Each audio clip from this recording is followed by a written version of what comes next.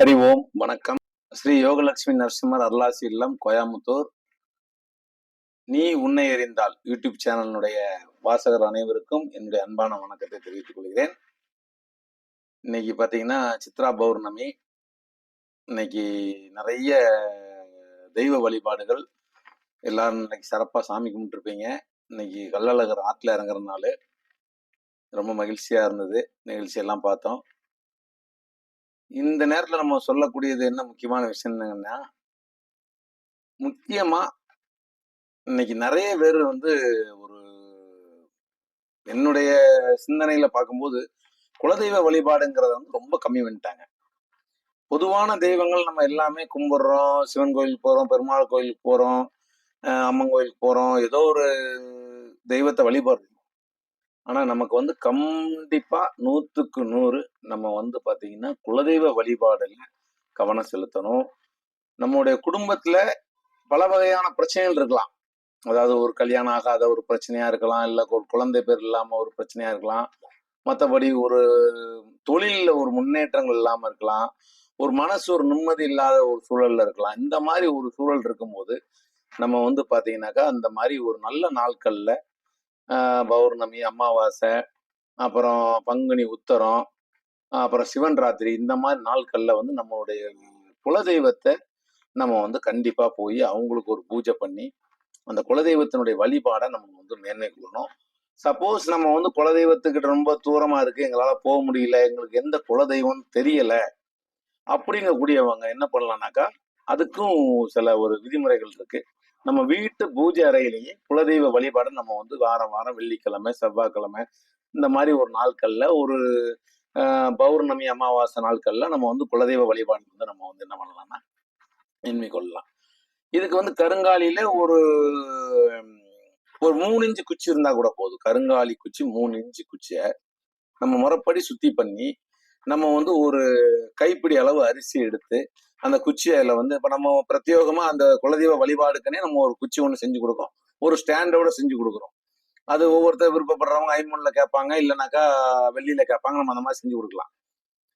அந்த மாதிரி ஒண்ணு செஞ்சு வச்சுக்கிட்டு நீங்க குலதெய்வ கோயில் தெரிஞ்சவங்க குலதெய்வ கோயில்ல கொண்டு போய் அதை வச்சு நல்ல தெய்வத்தை வழிபட்டு ஒரு எலுமிச்சம்பழம், வெத்தலை, பாக்கு, இந்த மாதிரி அதுக்குன்னு ஒரு சில விஷயங்கள்லாம் இருக்கு. முறைப்படி நம்ம அப்படி செஞ்சு அந்த இதை நம்ம வீட்டுக்கு எடுத்துட்டு நம்ம அதை வழிபட்டோம்னா நம்மளுடைய தடைகள், அதாவது வியாபார தடையா இருக்கட்டும், திருமண தடையா இருக்கட்டும், குழந்தை பேரா இருக்கட்டும், இல்ல மன சஞ்சலங்கள், அதாவது குடும்பத்துக்குள்ள ஒரு நிம்மதி இல்லாத இந்த மாதிரி பிரச்சனைகள்லாம் என்ன பண்ணும்னா அந்த குலதெய்வ வழிபாடுல கண்டிப்பா நம்மளை தீர்த்து வைக்கும். நீங்க காசி போகலாம், பத்ரிநாத் போகலாம், எங்க வேணாலும் போகலாம், பெரிய பெரிய சிவாலயங்கள் போகலாம், திருப்பதி போகலாம், எல்லாம் போகலாம். ஆனா தப்பு கிடையாது.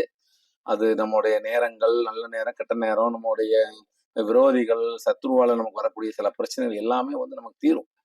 இருந்தாலும் நம் குலதெய்வ வழிபாடுனால நமக்கு நிறைய பிரச்சனைகள் தீரும். கூடியவாறு ஏன் இந்த விஷயத்த நீங்க சொல்றேன்னா, இன்னைக்கு சித்ரா பௌர்ணமி. இன்னைக்கு பாத்தீங்கன்னா எங்க குலதெய்வத்துக்கு நாங்க நல்ல வீட்டுல நாங்க போக முடியல, வீட்டிலேயே வச்சு காலையில பூஜை பண்ணி அதுக்குண்டான பரிகாரங்கள் எல்லாம் பண்ணி அவங்களை நம்ம கும்பிடுறோம்.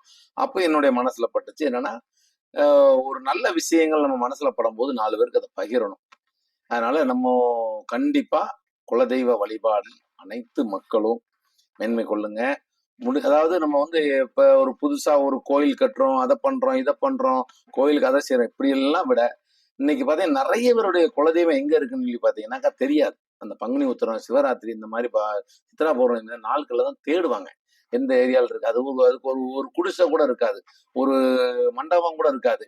சிலவங்களுக்கு எங்க இருக்குன்னே தெரியாது. என்னன்னா முதல்ல நம்ம 1000 கோயில்களுக்கு தானம் தர்மங்கள் நிறைய விஷயங்கள் பண்ணலாம் இல்லைங்களா. அந்த எந்த ஊர்ல உங்களுக்கு பூர்வீகமான ஊர், உங்களுக்கு சிலவங்களுக்கு பாத்தீங்கன்னா மதுரையா இருக்கும், திருநெல்வேலியா இருக்கும், திண்டுக்கல், அது மாதிரி ஒவ்வொரு ஊர் பூர்வீகமான ஊர்ல நீங்க போய் உங்களுடைய கோயில்கள்ல உங்களுடைய அந்த சொந்த பந்தங்கள் எல்லாம் வர வச்சு அந்த குலதெய்வத்தினுடைய அந்த ஒரு கூரையாவது, இல்ல ஒரு ஹாஸ்பிட்டல் சீட்டாவது, இல்ல வசதி வாய்ப்பு இருக்குன்னா ஒரு கல் மண்டபமாவது கட்டி அதை நீங்க வழிபட்டு வந்தீங்கன்னா உங்களுக்கு வரக்கூடிய அந்த இனிமேல் வரக்கூடிய உங்களுடைய தலைமுறையா இருக்கட்டும், இனிமேல் நீங்க ஏதோ ஒரு ஒரு பாவ புண்ணியங்களோ ஒரு தெரியாம சில தவறுகளோ செஞ்சிருந்தானா இந்த குலதெய்வ வழிபாட்டினால அது அனைத்தும் நிவர்த்தி ஆகும். யாருக்கெல்லாம் குலதெய்வம் தெரியலையோ, எங்களுக்கு என்ன குலதெய்வம் தெரியல, நாங்க எப்படி வணங்குறது அந்த மாதிரி உங்களுக்கு ஒரு சூழல் இருந்ததுன்னா கண்டிப்பா இந்த டிஸ்பிளேல தெரியக்கூடிய நம்பருக்கு நீங்க வந்து தகவல் கொடுங்க, ஃபோன் பண்ணுங்க.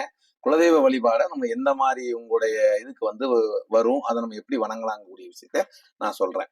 குலதெய்வ வழிபாடு ரொம்ப முக்கியம், கண்டிப்பா செய்யுங்க. நன்றி, வணக்கம்.